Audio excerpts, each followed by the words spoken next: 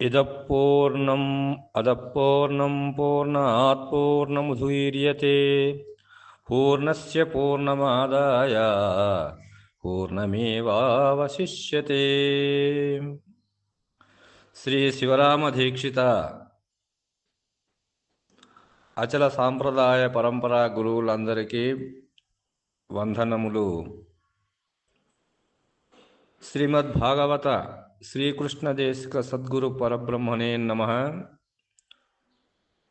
మాతృశ్రీ శారదాంబ సామేత శ్రీ అమలానంద పాటల పండరీనాథ మద్గురువర్యుల పాదపద్మములను హృదయపీఠమున నిలుపుకొని ప్రబోధ సుడామణి అను శక్తిద్వయ నిరాసకంభైన శుద్ధ నిర్గుణ తత్వ కందార్థ ధరువులలో 68వ కందార్థమును గురుమూర్తి కరుణచే మనము మననము చేసుకుంటున్నాము. ఏమంటున్నాడు ఈ కందార్థములో అంటే, తల ఎత్తి చూడజాలునే అలచేకటి ఎదుట నిల్చి యబ్జాప్తు కలన్ కలవచ్చి మేల్కయందున కలశ్రేష్టలు మ్రోలి నిలిచి కనుగోనగలదా అట్లనే ఎరుక కనుగోనగలదా. ఇలలో సద్గురు బోధ నెరిగిన నరుని చేష్టలు గంటే ఉల్లక్కి సద్గురు బోధౌట కనుగోనగలదా అట్లనే ఎరుక కనుగోనగలదా అని అంటున్నాడు. తల ఎత్తి చూడజాలునే అలచీకటి ఎదుట నిలిచి అబ్జాప్తు కలన్ అంటే అబ్జాప్తుడు అంటే అబ్జా ప్లస్ అప్తుడు ప్లస్ కలన్, అబ్జాప్తు కలన్ అంటే అబ్జా అంటే కమలములకు అప్తుడైనటువంటి వాడు, కమలములను ప్రకాశింపజేసేటువంటి వాడు, అప్తుడైనటువంటి వాడు, కమల బాంధవుడైనటువంటి వాడే సూర్యుడు ఇక్కడ. కాబట్టి కమల బాంధవుడు అని కూడా సూర్యునికి పేరు. అబ్జాత్ కలన్ అంటే ఈ అబ్జాము అయినటువంటి కమలములను మరి ప్రకాశింపజేయనటువంటి అప్తుడైనటువంటి సూర్య భగవానుడు, ఆ కళలతో ప్రకాశింపబడేటువంటి ఆ సూర్యకాంతులతో ప్రకాశింపబడేటువంటి ఆ సూర్య భగవానుని మరి తలెత్తి చూడజాలునే అలచీకటి. మరి అలాంటి ఆ సూర్య భగవానుని, ఆ సూర్యుని యొక్క రూపాన్ని, ఆ సూర్యుని యొక్క కాంతి కళలతో ప్రకాశించే ఆ సూర్య భగవానుని చూడాలని ఆ యొక్క చీకటి అయినటువంటి దట్టమైనటువంటి చీకటికి ఆ బుద్ధి పుట్టిందట. అంటే ఆ సూర్యుడిని నేను అతని యొక్క అందచందాలను చూడాలి, అతడు ఎంతో ప్రకాశవంతుడట, మరి అన్నిటిని ప్రకాశింపజేసేటువంటి మరి ఆ ప్రకాశ స్వరూపుడట అని చెప్పి అందరూ అనుకోంగా విన్నటువంటి ఆ యొక్క చీకటి ఆ సూర్యుడిని చూద్దామని ఆకాంక్షమైనటువంటి ఆ యొక్క సంకల్పము, దానికి కోరిక రావడం వలన ఆ సూర్యుడిని చూద్దామని ఒకవేళ చీకటి పోతే అది పోయినా కొద్దీ అదేమైంది అక్కడ అంటే, మొదలు ఈ సూర్య భగవానుని యొక్క మరి ఈ సప్తాశ్వములు అనేటువంటివి ఏవైతే ఉన్నావో, ఈ సప్తాశ్వముల చేత రతికుడైనటువంటి అనూరుడు అనేటువంటి వాడు మొదలు వస్తాడు కదా. ఆ అనూరుడు అనేటువంటి ఆ రథ సారథిలో రథికుడు అనేటువంటి ఈ సారథి, ఈ రథికుడు అనేటువంటి వాడు, అనూరుడు అనేటువంటి వాడు, నడిపేటువంటి వాడు. కాబట్టి రథసారథి మరి ఆ రథములో ఆసీనుడైనటువంటి మహానుభావుడు, మరి వెనక ఉండేటువంటి వాడు సూర్యభగవానుడు. కాబట్టి ఆ సూర్యభగవానికి ముందు ఏమొస్తాయి ఇక్కడ అంటే, అశ్వములతో అనూరుడు అనేటువంటి వాడు మరి మొదలు వస్తాడు. అది రాగానే ఆ చీకటి ఏమవుతుంది, బయలు అవుతుంది. అంటే ఇంకా సూర్యుడు రానేలేదు కదా.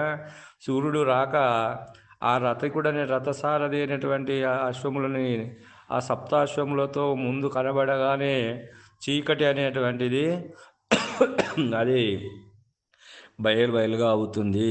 మరిగా ఆ సూర్యుడు వచ్చే వరకు ఆ చీకటి ఉంటుందా అంటే అది ఉండదు, అది లేనే లేదు. కాబట్టి సూర్యుడు అనేటువంటి దాన్ని ఆ తల ఎత్తి చూద్దామనుకున్నటువంటి చీకటి ఉన్నదా అంటే అది లేదు. కాబట్టి ఆ విధంగానే మరి పరిపూర్ణ పరబయలు అందు ఈ యొక్క ఈ లేని ఈ ఎరుకనే లేనే లేదు అని దీని యొక్క భావము. కాబట్టి ఏమంటున్నాడు ఇంకా మరి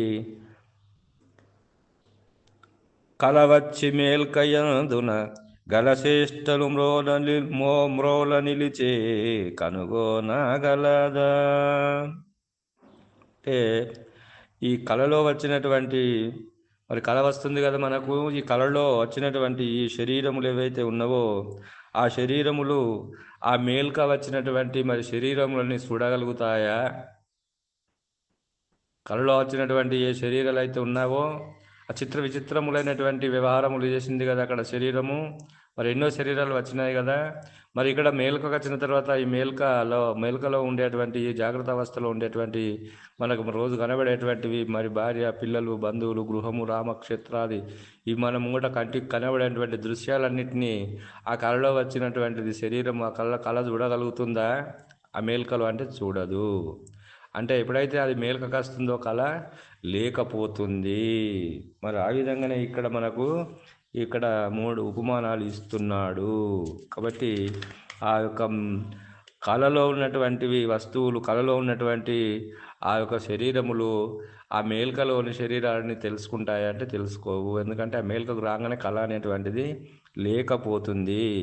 అట్లనే ఎరుక కనుగొనగలదా. మరి ఆ విధంగానే ఎరుక అనేటువంటిది ఆ బయలును చూద్దామని దగ్గరికి పోయే వరకే అది తానే లేకపోతుంది. కాబట్టి అట్లనే ఎరుక కనుగొనగలదా. మరి ఇలలో సద్గురు బోధ నెరిగిన నరుని శ్రేష్టలు గంటే ఉల్లక్కి. సద్గురు బోధవుట కనుగొనగలదా, అట్టనే ఎరుక కనుగొనగలదా అంటున్నాడు ఇక్కడ. కాబట్టి మరి ఆ విధంగా ఆ కళలో వచ్చినటువంటి ఏ శరీరాలు అయితే కళలో వచ్చినటువంటి శరీరాలు మేల్కయందు లేకపోయినట్లు మరి గలశ్రేష్టలు మ్రోలి నిలిచి కనుగొనగలదా, అట్టనే ఎరుక కనుగొనగలదా. ఇలలో సద్గురు బోధ నెరిగిన నరుని శ్రేష్టలు అంటే ఉల్లక్కి. ఈ సద్గురు బోధ అనేటువంటి ఎరిగినటువంటి నరుల ముంగట ఈ మాయా ఎరుక అనేటువంటి విలాసం పనిచేస్తుందా అంటే చేయదు.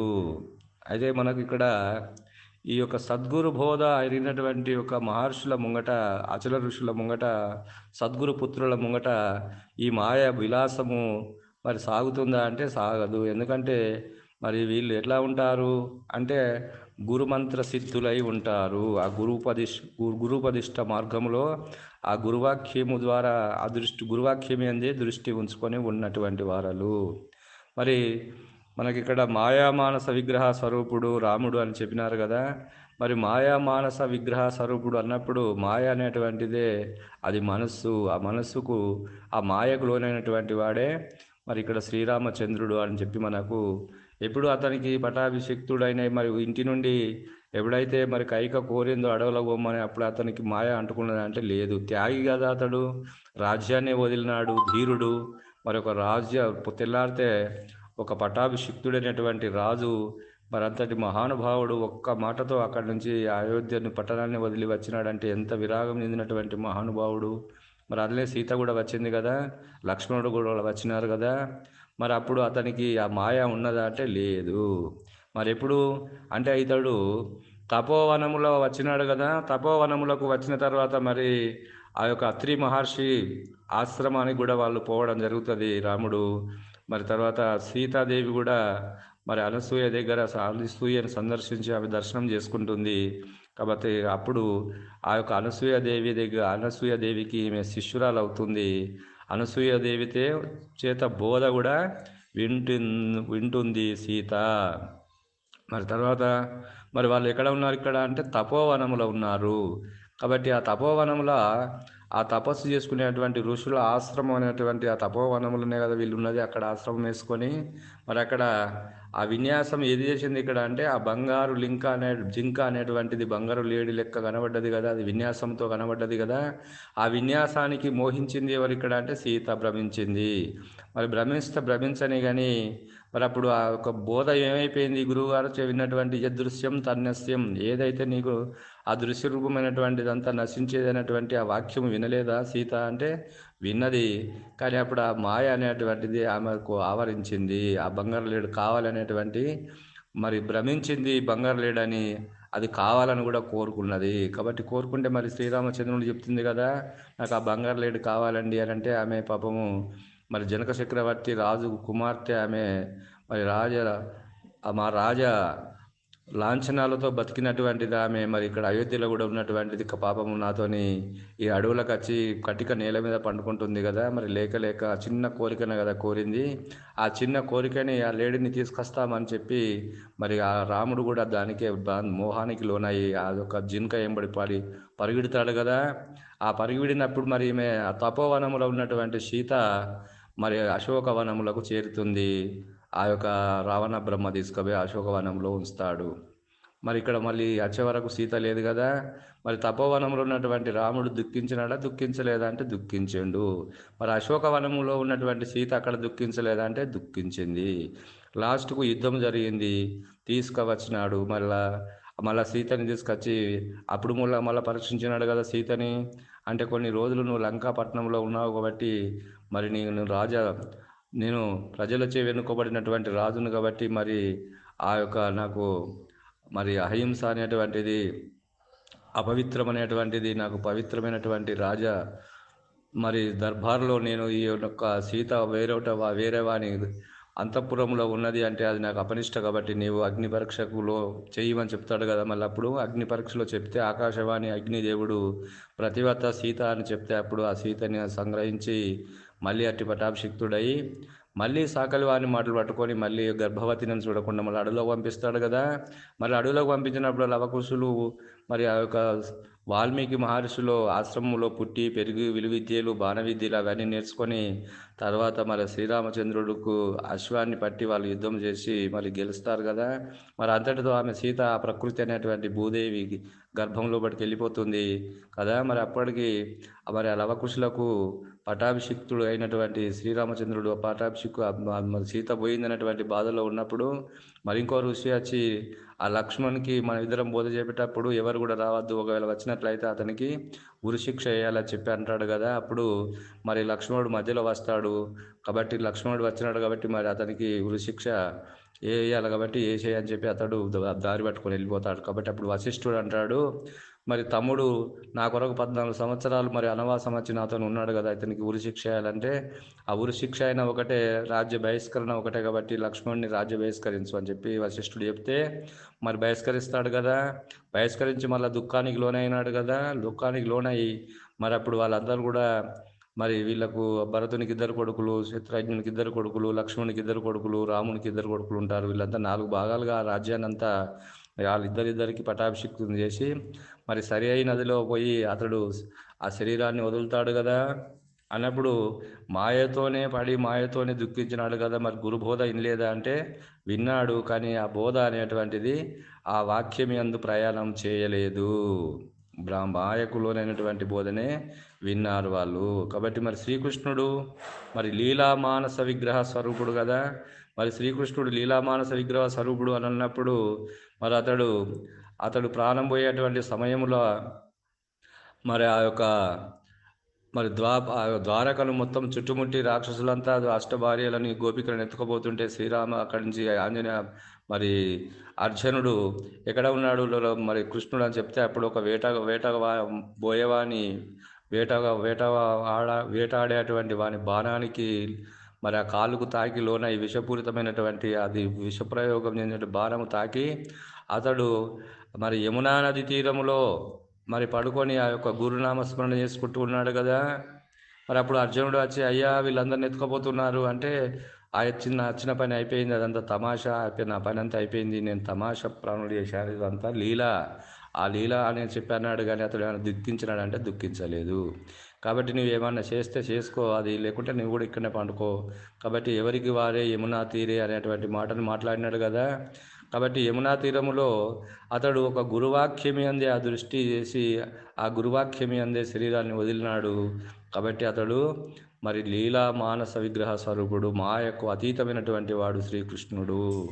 కాబట్టి మరి దానికి మరి అలాంటి వారి ముంగట ఈ మాయ విలాసం ఏమైనా చేస్తుందా అంటే చేయదు. మన గురువుగారు ఒక కథ కూడా చెప్పేది ఏమని అంటే, గురుగారు ఒక చేనేత కార్మికుడు అనేటువంటి వాడు, నేత నేసేటువంటి వాడు, ఒక గోపి అనేటువంటి ఒక ఇద్దరు భార్యాభర్తలు ఉండేటువంటి వాళ్ళిద్దరికి 10 మంది సంతానము. ఆ 10 మంది సంతానము అయితే ఆ 10 మంది సంతానాన్ని ఒక నేత నేసుకుంటా వాళ్ళ జీవనం గడిపేటువంటి వారు. ఒకరోజు గురువు గారు ఆ నది యొక్క తీరమునకు వచ్చి అతను మతలాబ్ చేస్తే, మాకు శిష్యుడు ఉన్నాడు ఇక్కడ గోపి అని, అతనికి మతలాబ్ చేయండి, అతడు ఆహారాన్ని తీసుకొస్తాడని చెప్తే అతనికి మరి మతలాబ్ వస్తుంది. గురువుగారు ఒక నదీ తీరంలో ఉన్నాడని చెప్తే అతడు అంటాడు, ఏమే నేను 10 మంది సంతానం కదా మనం ఒక రోజు, కాబట్టి నీవు చెప్పినట్టుగానే నేను రోజు పని చేస్తున్నాను కదా, ఈ ఒకరోజు మరి నేను చెప్పిన పని చెయ్యి, కనీసం మా గురువుగారికి కొద్దిగా వంట చెయ్యి, ఎందుకంటే ఒక 5-6 మందం వంట చేసి ఆ పప్పు గిట్ల వేసి ఆ అన్నం తయారు చేసి ఆ గురువుగారికి వడ్డన చెయ్యి అని చెప్తాడు. సరే ఒకరోజు నీ మాట వింటాను, ప్రతిరోజు మరి నా మాటనే వింటున్నావు కదా, మళ్ళీ రేపటి నుంచి నీకు పని చెప్పను, నీ మాటనే వింటానని చెప్తాడు. అంటే అప్పుడు ఆమె ఆ 6 మందం వంట చేస్తుంది, పప్పు తయారు చేస్తుంది. తర్వాత మరి నేను నేస్తున్నాను కదా, ఈ బట్ట నేను నేస్తున్నాను కదా, మరి నుడుకుతున్నాను కదా, మరి పనిలో నేను ఉన్నాను, నీవు పోయి ఆ గంపలో పెట్టుకొని పోయి మా గురువుగారికి ఇచ్చిరా అని చెప్పి పంపిస్తే ఆ నదీ తీరం దగ్గరికి పోయారు, అది బాగా ప్రవహిస్తుంది, పోకుంటే ఆడికి మళ్ళీ వస్తుంది. ఏమి స్వామి, అక్కడ నది ప్రవహిస్తుంది బాగా, మరి దాటకుండా ఉన్నది అంటే, నా భర్త సదా బ్రహ్మచారి అయితే మరి నాకు దారి వదులు గంగమ్మ అని చెప్పి అక్కడ మరి నీకు దారి ఇస్తుంది పో అంటాడు. సరే అని చెప్పి ఆమె అక్కడికి పోయి, నా భర్త సదా బ్రహ్మచారి, మరి నది మరి నాకు దారి అని చెప్పినాడు అనగానే ఆ గంగమ్మ అక్కడికి నది ఆ దారి ఇస్తుంది. ఆ దారి వెంబడి బయటికి పోతాడు. బయటికి పోయిన తర్వాత గురువుగారికి ఆ గంపలో తీసుకుపోయిన అన్నం అంతా ఒక్కడే ఉంటాడు కాబట్టి ఆ ఒక్కడికే పెడుతుంది, ఒక్కడే తింటాడు, ఇదంతా చూస్తుంది. ఇతడు తిన్న తర్వాత ఆమె అనుకుంటుంది, గురువేం గురువు, శిష్యుడే శిష్యుడు, వీడు గురువు ఒక్కడే ఇంతమంది బకాసురుడు లెక్క తింటున్నాడు, మరి ఇంత 6 మంది అన్నం అంతా గంపలో తీసుకొచ్చినటువంటి భోజనం అంతా తిన్నాడు, వీడు బాగా బకాసురుడు అనేటువంటి తిండిపోతూ అని అనుకుంటుంది. అంటే అప్పుడు గురువు అనే భావం పోయింది, బకాసురుడు మరి వీడు తిండిపోతూ అనేటిది ఎప్పుడైతే ఆ భావన కలిగిందో ఆమెకు, మళ్ళీ ఆమె తిన్న తర్వాత గంప పట్టుకొని మళ్ళీ ఆ నది దగ్గరికి వస్తుంది. అది నది దారి ఇవ్వదు, అది ప్రవహిస్తుంది. మరి అప్పుడు భర్త చెప్పినటువంటి సదాబ్రహ్మచారి నా భర్త అన్న కూడా అది దారి ఇవ్వదు. మళ్ళీ గురువుగారి దగ్గరికి వచ్చింది, స్వామి మరి ఇట్లా సంగతి, నేను ఇంటికి పోవాలి కదా, అది నది బాగా ప్రవహిస్తుంది అంటే, మరి మా గురువుగారు నిత్య ఉపవాసి, దారి ఇవ్వమన్నాడని చెప్పి గంగమ్మని అడుగు, నీకు దారి ఇస్తుంది అంటాడు. కాబట్టి అప్పుడు ఆడికి వచ్చి మళ్ళీ గంగమ్మ దగ్గరికి, మా గురువుగారు నిత్య ఉపవాసి, అతడు దారి వదులుమన్నాడని చెప్తే అది దారి వదులుతుంది. ఆ దారి వదిలిన తర్వాత వస్తుంది ఆమె వచ్చి, మరి ఆ భర్త మీద కోపంతో ఆ యొక్క బుట్టతోని భర్త ముఖం మీద ఆ బుట్టతో ఇసిరేస్తుంది. ఏమే ఇంత కోపంగా ఉన్నది ఏమే అని చెప్పి అతడు శాంతిగా చూస్తుంటాడు. శాంతించు అంటాడు. ఎందుకు అనంటే, నీదో గురువు వాడు మరి గంపెడు తీసుకుపోయిన అన్నాన్ని తిన్నాడు, నిత్య ఉపవాసి అంటున్నాడు, నీవు 10 మంది పిల్లలను నాచే కన్నావు, మరి నీవు సదా బ్రహ్మచారి అంటున్నావు, సదా బ్రహ్మచారి అయితే మరి పిల్లనెట్లా కన్నావు, నిత్య ఉపవాసి అయితే వాడు గంపెడు అన్నం ఎలా తిన్నాడు, ఇదంతా మీరంతా దొంగ గురువులు, దొంగ శిశువులు మీరిద్దరు అని చెప్పి ఆమె కోపంగా విసిరేస్తుంది. అయితే సరే అట్లనా మరి అన్నప్పుడు ఒకటిసారి ఆలోచించు, మరి నా భర్త సదా బ్రహ్మచారి అన్నప్పుడు ఈ గంగమ్మ దారి వదలలేదా? వదిలింది. మరి అక్కడ మా గురువుగారు నిత్య ఉపవాసి అని గురువుగారు ఎప్పుడైతే నీకు చెప్పినాడో ఆ మాట, అంటే మళ్ళీ గంగమ్మ దారి వదలలేదా అంటే వదిలింది. ఇది వాస్తవమే అని అనుకుంటుంది. అయితే సరే నీకు ఇన్ని రోజులు నీవు వంట చేసి పెట్టినావు కదా, గురువుగారి దగ్గరికి నీవు వంట తీసుకొని పోయి వచ్చినావు కదా, అలసిపోయినావు కదా, నేను వంట చేసి పెడతాను, నీవు హాయిగా ఉండు, నేనే వంట చేసి నీకు తినిపిస్తానంటే సరే అంటుంది ఆమె. సరే నువ్వు పండుకోమని చెప్తాడు, ఈ మంచంలో పండుకో నువ్వు, నేను వంట చేస్తానని చెప్తాడు. వంట చేస్తాడు. వంట చేసి మరి ఏం చేస్తాడంటే అన్నము కూర అంతా అయిపోయిన తర్వాత ఆమెకు ఒక దారముతో, ఒక కత్తికి దారం కట్టి, సురకత్తి అనేటువంటి దానికి ఒక దారం కట్టి ఆ పైన వాసం మీదకి వెళ్ళి ఆమె పైకి వదులుతాడు మంచం మీదకి. అంటే అక్కడ కట్టి అక్కడ దాంతో దారం కడతాడు. అక్కడ ఆమె పైకి వచ్చి ఉంటుంది ఆ సురకత్తి అనేటువంటిది. మరి ఇప్పుడు నీవు ఈ సురకత్తి నువ్వు కొద్దిగా మెసిలినావంటే ఆ దారం దిగి నీ కడుపులోకి వస్తుంది, లేకుంటే నీ కంటిలోకి వస్తుంది, జాగ్రత్త అని అంటాడు. కాబట్టి ఇప్పుడు నువ్వు లేవలేవు కదా, నువ్వు దాన్ని మరి దారం తీయకుండా చూసుకో అని చెప్పి అంటాడు.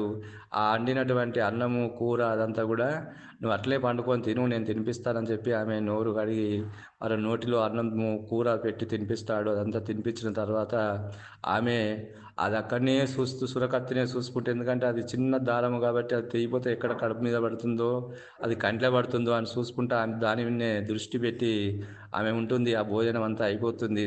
తర్వాత సురకత్తిని తీసేస్తాడు. మరి తీసేసి అడుగుతాడు, ఏమి నువ్వు తిన్నటువంటిది అన్నము, మరి ఆ యొక్క కూర ఉప్పు మరి చప్పగా మంచిగా రుచిగా ఉన్నదా, ఎలా ఉంది భోజనం ఎలా ఉంది అని అడుగుతాడు. అంటే నాకు ఆ భోజనము రుచి తెలియదు, అది ఉప్పు ఉన్నది తెలియదు, చప్పగా ఉన్నది తెలియదు, నేను తిన్నదే తెలియదు. ఎందుకంటే నా మీద ఆ సురకత్తి అనేటువంటిది ఎప్పుడు మీద పడుతుందో దానివల్ల నేను చనిపోతానేటువంటి భయంతో ఆ సురకత్తినే చూస్తూ ఉన్నాను. కానీ నువ్వు తినిపించినటువంటి అన్నము నాకు తెలియదు, నువ్వు ఎంత తినిపించినావు అని తెలియదు, అది రుచి ఉన్నదా పక్వం ఉన్నదా, అది రుచికరంగా ఉన్నదా చప్పగా ఉన్నదా ఉప్పు ఉన్నదా కారం ఉన్నదా అనేటువంటి రుచే నాకు తెలియదు అని చెప్పుతుంది. అన్నప్పుడు మరి నువ్వు రుచి ఎరగనప్పుడు నువ్వు తిన్నా తినట్లే కదా అంటే, నేను తిన్నా తినట్లే. మరి ఆ విధంగానే ఇక్కడ మా గురువు గారు నువ్వు తీసుకుపోయిన అన్నం అంతా తినినా తిననట్టే కదా, నిత్య ఉపవాస కాదా అంటే తిననట్టే. మరి ఆయన దృష్టి ఎక్కడుంది అంటే, నీ దృష్టి సురకత్తి మీద ఉన్నట్టు ఆయన దృష్టి ఆయన గురువాక్యం మీద ఉన్నది.